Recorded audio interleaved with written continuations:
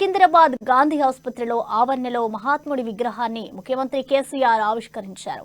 HMDA ఆధ్వర్యంలో ఈ 16 అడుగుల విగ్రహాన్ని ఏర్పాటు చేశారు. మహాత్ముడి విగ్రహావిష్కరణ కార్యక్రమంలో మంత్రులు, స్థానిక ప్రజా ప్రతినిధులు, గాంధీ ఆసుపత్రి సిబ్బంది పాల్గొన్నారు. గాంధీ విగ్రహం ఏర్పాటుకు కృషి చేసిన మంత్రి తలసాని శ్రీనివాస్ యాదవ్ను, కరోనా కాలంలో ధైర్యం పనిచేసిన వైద్యులు, ఆరోగ్య సిబ్బందిని వైద్యారోగ్య శాఖ మంత్రి హరీష్ రావును ముఖ్యమంత్రి కేసీఆర్ అభినందించారు. అహింసా సిద్ధాంతంతో గాంధీజీ బ్రిటిష్ వారిపై పోరాడి విజయం సాధించారని కొనియాడారు. గాంధీ పుట్టిన దేశంలో మనం పుట్టడం పుణ్యఫలమని అన్నారు. మానవులందరికీ గాంధీ జయంతి సందర్భంగా హృదయపూర్వకమైనటువంటి శుభాకాంక్షలు నేను తెలియజేస్తున్నాను.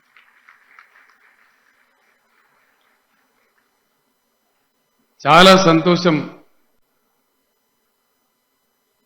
మిత్రులు శ్రీనివాస్ యాదవ్ గారు ఇంత చక్కటి కార్యక్రమాన్ని తీసుకొని అది గాంధీ ఆసుపత్రి ఆవరణలో మహాత్ముని విగ్రహాన్ని ఇంత గొప్పగా 16 ఫీట్ల ఎత్తులో ధ్యానమూర్తిలో ప్రతిష్ఠింపజేయటం అనేది చాలా చాలా గొప్ప విషయం.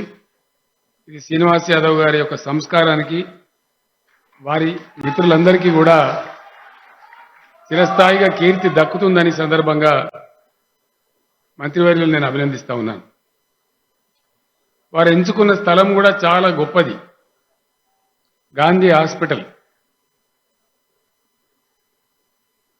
కరోనా మహమ్మారి యావత్తు ప్రపంచాన్నే దడదడలాడించే సందర్భంలో మన రాష్ట్రంలో, మన రాజధాని నడిబొడ్డున అత్యంత ధైర్యంగా, బలోపేతంగా ప్రజల ప్రాణాలు మేము కాపాడతామని చెప్పి ధైర్యంగా